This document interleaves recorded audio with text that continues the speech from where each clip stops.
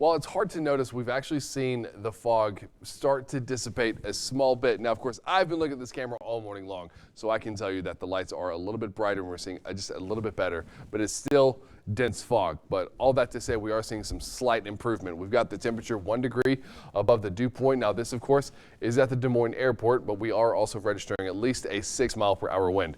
More of these factors start lining up, the sooner this fog gets out of the way. But ultimately, it will be this cold front that clears all of this up, but that's what brings in our windy setup for this afternoon and evening and overnights, which will lead to the extension of this weather impacts alert to tomorrow morning. But even on the north side of that low pressure, there's some snowfall. Not going to see that large setup, but there could be a few spots that kind of graze the northeastern corner of the state later on Wednesday afternoon. So dense fog advisory expires at 10 a.m. The wind advisory goes active at 6 p.m. tonight and lasts until 6 a.m. Wednesday morning. We will be looking at a strong wind for that entire time frame, but it really peaks overnight. So for the visibility this morning, we're talking a mile or less for a lot of central Iowa. We've got Des Moines down to 2 miles and Perry's down to 1 mile. Fort Dodge and Carroll have been our two better spots at 4 and 5 miles of visibility. But to get over towards the east, Marshalltown all the way through Centerville, looking at a pretty rough setup. So weather impact for tonight, 8 p.m. to 4 a.m. For these strong wind gusts, we're looking at a sustained wind of between 25 and 35 miles per hour, wind gusts hitting 40 to 50 miles per hour.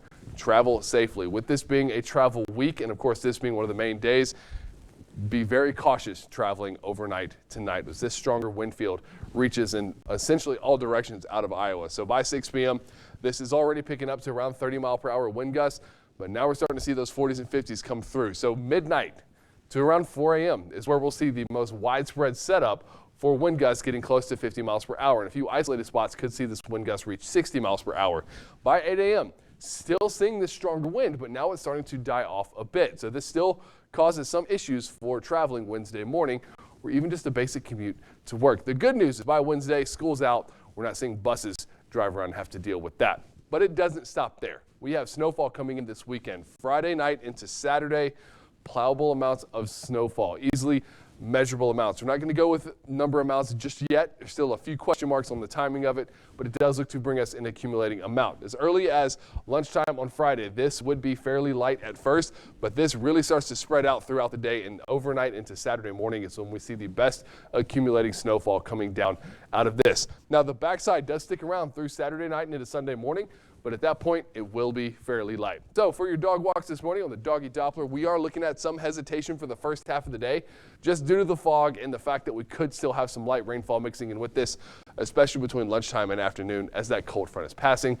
But we also have Breeze, a 2-year-old Labrador Retriever at the Animal Rescue League main site. She wants a home. She wants a walk every day, 3 times a day, however much you can handle. She's ready for you. Now, the bus stop, once again, foggy to start off with, so things are going to be moving slower. We are looking at that chance for midday rainfall once again, just on a much less wider scale. And then, of course, you get a break in it as our cold front's passing, and then our temperatures really drop off. So Thanksgiving itself on the colder side, but still very manageable as we are dry. But, of course, we've got travel days today and tomorrow, and then again Friday, Saturday, and Sunday.